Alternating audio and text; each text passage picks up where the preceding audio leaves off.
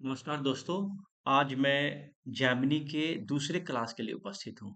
पिछले क्लास में जो बेसिक चीज़ें हमने देखी थी, वो हमने देखी थी कि कौन-कौन से कारक होते हैं। जेमिनी में जो 7 कारक हमने पढ़े, उसमें कौन-कौन से कारक किस सीक्वेंस में हम कारक को डिफाइन करते हैं, उसके बारे में हमने पढ़ा था। बाकी बेसिक चीज़ें जो डिफरेंस हमने देखा था कि जेमिनी और पाराशर में क्या डिफरेंस है और क्यों हमें जेमिनी सीखना चाहिए था। जेमिनी हमें क्यों सीखना चाहिए? जैसे मैंने बताया था कि आपको कोई भी या वैदिक ज्योतिष करते हो या कोई भी अन्य प्रकार की ज्योतिष करते हो आप, तो साथ में आपको कम से कम एक और भी दूसरी दशा पद्धति आनी चाहिए, ताकि आप उसके साथ कंपोज़िट टेक्निक अपनाकर या एक साथ दोनों को कंपाइल करके एक सही निर्णय पे पहुँच सको और चीज़ें आसान हो जाएँ। उसके अलावा बताया था मैंने कि कुछ लिमिटेशंस है पराशरी ज्योतिष की। जैसे सबसे बड़ा जो लिमिटेशन मुझे लगता है, वह यह है कि इसमें आपको टाइम की एक्यूरेसी बहुत इम्पोर्टेंट है, पराशरी ज्योतिष में। जेमिनी में क्या होता है, जेमिनी में आपने टाइम का थोड़ा बहुत आगे-पीछे भी होता है, तो उसके आधार पे भी आप के जो कारकत्व होते हैं, जो जिसके आधार पे पूरी प्रेडिक्शन होती है, उसमें ज़्यादा चेंजेस नहीं आते हैं। इसलिए जेमिनी ज्योतिष सीखना ज़रूरी हो जाता है ताकि आप आपकी प्रेडिक्शन में शार्पनेस आ सके। तो चलिए आज हम आगे बढ़ते हैं। जो हमने पीछे कारकत्व कल लास्ट क्लास में तो हमने बस देखा था कि कौन से कारकत्व किस-किस सीक्वेंस में होते हैं। जैसे आत्म कारक हो गया, अमात्य कारक हो गया, भ्रातृ कारक हो गया, मातृ कारक हो गया, पुत्र कारक, दारा कारक और पुत्र कारक, ज्ञाति कारक और दारा कारक। इसी सीक्वेंस में सातों हमने पढ़े थे। लेकिन अब क्या है कि इस सीक्वेंस में ये बेसिकली क्या-क्या रिप्रेज़ेंट करेंगे? अगर हम देखें, तो अगर मैं बात करूँ आत्म कारक जिसको हम शॉर्ट में एके लिखते हैं, आत्म कारक, तो आत्म कारक किन-किन चीज़ों के बारे में देता है?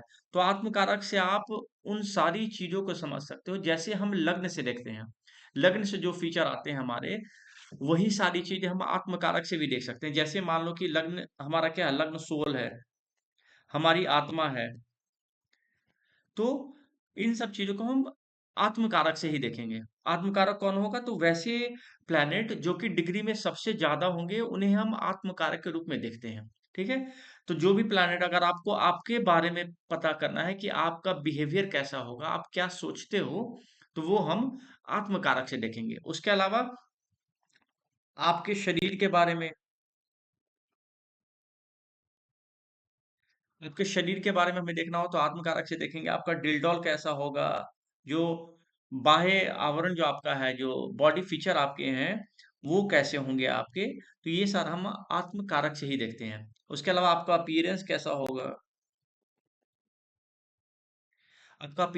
होगा वो भी हम आत्मकारक से देखेंगे, ठीक है? आपका विगॉर जो आपकी एनर्जी है, वो कैसा होगा आपकी एनर्जी वो कैसी होगी, ये सब चीज़ें हम आत्मकारक से देखेंगे। आपका वीकनेस होगा, आपकी हैप्पीनेस आपकी कैसी रहने वाली, ये सब चीज़ों को हम आत्मकारक से देखते हैं।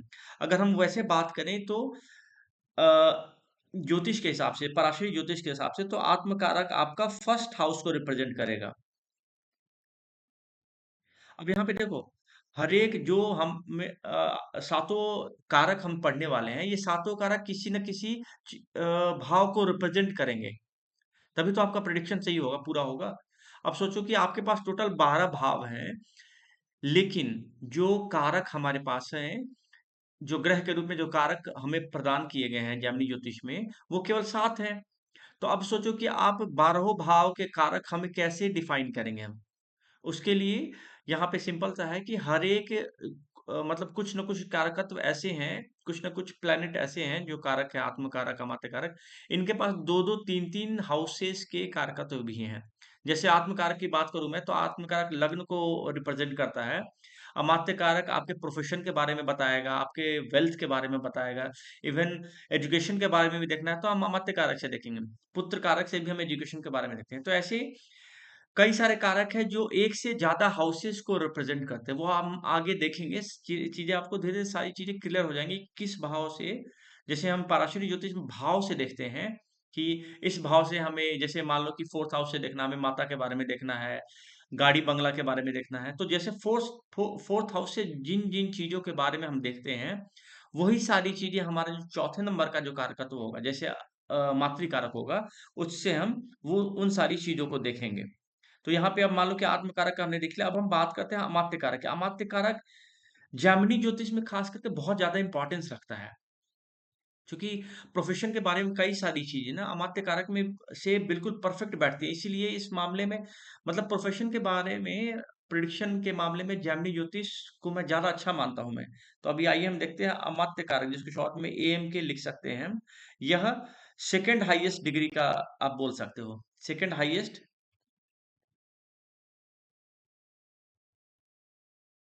सेकंड हाईएस्ट डिग्री जो आपका प्लेनेट का होगा, वो आपका अमात्य कारक हो गया। वो किन किन चीजों को रिप्रेजेंट करेगा आपका, तो हमारे प्रोफेशन के बारे में देखता है। इसके अलावा अगर हाउसेस के बारे में बात करूं तो सेकंड हाउस को रिप्रेजेंट करेगा, फिफ्थ हाउस को रिप्रेजेंट करेगा, नाइन्थ हाउस को रिप्रेजेंट करेगा, और ये टेंथ हाउस को रिप्रेजेंट करेगा। ठीक है, मतलब अगर आपको धन वेल्थ के बारे में देखना, खासकर वेल्थ और प्रोफेशन के बारे में, तो सबसे ज्यादा इंपॉर्टेंस रखता है ये आत्म का अमात्य कारक। अमात्य कारक को हमें क्या करना है, ये बेसिकली आप देखोगे कि हमारे आत्म कारक से किस पोजीशन में बैठा हुआ, मतलब रिलेटिव पोजीशन को देखना पड़ेगा हमें कि आत्म कारक से अमात्य कारक किस पोजीशन में बैठा है, उसके आधार पे हम प्रिडिक्शन करते हैं। प्रिडिक्शन जब आगे मैं उसको एक्सप्लेन करूंगा मैं, तो उसमें हम देखेंगे। फिलहाल के लिए अमात्य कारक सेकंड हाउस को रिप्रेजेंट करता है। मतलब ये हुआ कि अगर किसी के घर के बारे में देखना है, किसी के वेल्थ के बारे में देखना है, किसी के कुटुंब के बारे में देखना है। बेसिकली कुटुंब क्या मतलब हो गए, आपके चाचा चाची हो गए, बड़ी जिनकी फैमिली होती है, तो उसमें ताऊ चाचा ताया ये सब इकट्ठे रहते हैं, तो वो कुटुंब सारे हमारे सेकंड हाउस से रिप्रेजेंट करते हैं। ठीक है, उसके अलावा आपकी जो स्पीच हो गई, आपकी फैमिली हो गई, मैरिज हो गई, इवन फैमिली बिजनेस के बारे में आपको देखना है, तो वो सेकंड हाउस से देखते हैं हम। तो वैसे ही हम यहाँ पे अमात्य कारक से देखेंगे।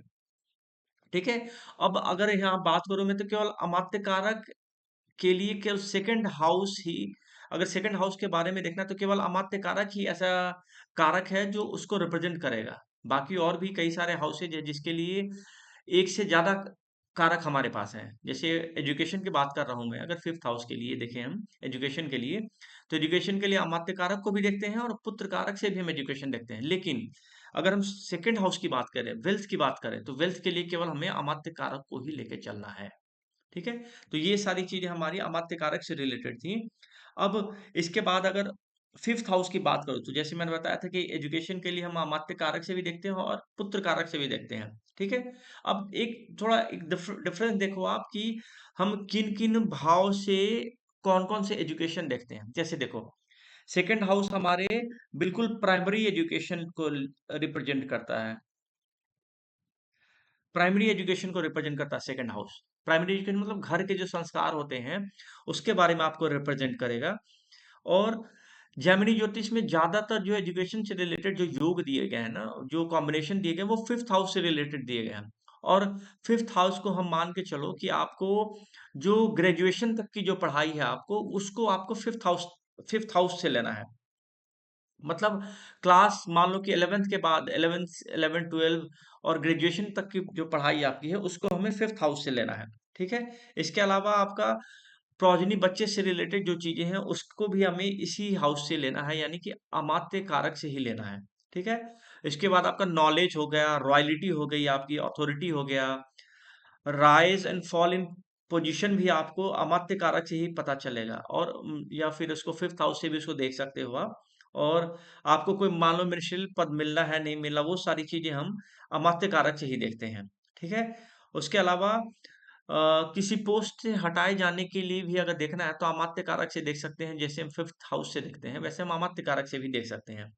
और कई लोग देखो कि आप कई दफा सीएम बनते हैं, तुरंत सीएम पद से उनको हटा भी दिया जाता है। तो ये क्या है कि आपका कहीं ना कहीं फिफ्थ हाउस का रिलेशन होता है, या अमात्य कारक का रिलेशन होगा, तो उसकी वजह से ये चीजें होती है। ठीक है, अब इसके अलावा जो अमात्य कारक से हम दूसरी चीज देखते हैं वो हमारा नाइन्थ हाउस है। नाइन्थ हाउस को आप देखोगे तो नाइन्थ हाउस हमारा क्या है, हायर एजुकेशन का है। जैसे मैंने बताया था कि ग्रेजुएशन तक का जो एजुकेशन है आपका, वो फिफ्थ हाउस से देखेंगे। ग्रेजुएशन के बाद का खासकर जो आपका प्रोफेशनल स्टडीज जो होती है या रिसर्च से रिलेटेड जो स्टडी होंगी, वो आप नाइन्थ हाउस से देखोगे। ठीक है, मतलब नाइन्थ हाउस जितना अच्छा होगा, अच्छा इन द सेंस की कोई भाव, यहाँ जेमिनी की मैं बात कर रहा हूँ, तो जेमिनी में कोई प्लैनेट अच्छा कब होगा? जब उसको ज़्यादा से ज़्यादा प्लैनेट देख रहे होंगे तो अच्छा होगा। दूसरा, उसका ज्ञाति कारक से रिलेशन नहीं होना चाहिए। हाँ, एजुकेशन के मामले में देख रहे हैं तो अगर ज्ञाति कारक का रिलेशन आ रहा है तो हम बोल सकते हैं कि टेक्निकल एजुकेशन की तरफ जहाँ तक जा सकता है। ठीक है? तो 9th हाउस का मतलब ये हो गया कि 9th हाउस हमारे ग्रेजुएशन के बाद के एजुकेशन को बताता है। जैसे मान लो पीजी हो गया या इससे जो रिसर्च से रिलेटेड चीजें हैं, उन सब चीजों के बारे में बताएगा आपको। ठीक है? अ, उसके अलावा मान लो कि आपका अथॉरिटी हो गई या राइटिंग हो गया, ऑथरशिप जो होता है आपका, मतलब किताब कोई लिखने वाला ना। ठीक है? ऑथरशिप के बारे में भी आप 9th हाउस से देख सकते हो। ठीक है?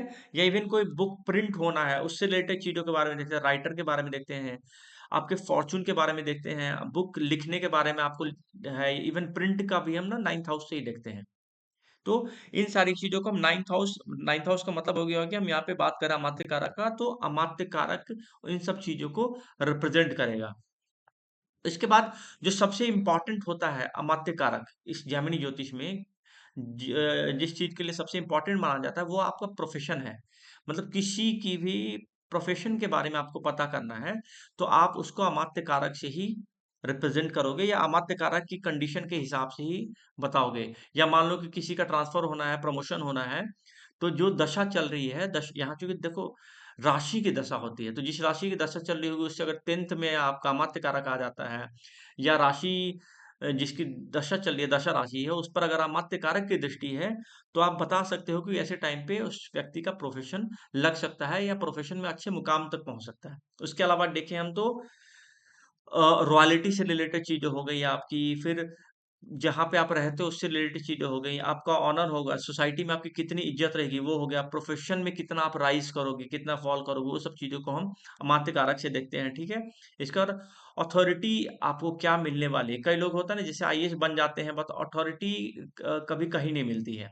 ऑफिस के वर्क करते रह जाएंगे, किसी ऑफिशियल काम में लग जाएंगे, आपको अथॉरिटी नहीं मिलती, तो वो सारी चीजें मिलनी है कि नहीं मिलनी है, वो हम अमात्य कारक के पोजीशन के हिसाब से देखते हैं। अब देखो ना आप कि कई दफा आप देखोगे कि कोई एसएचओ है, कोई थाने का कोई थाना इंचार्ज है, वो एक आईएएस से ज्यादा अथॉरिटी वाला हो जाता है।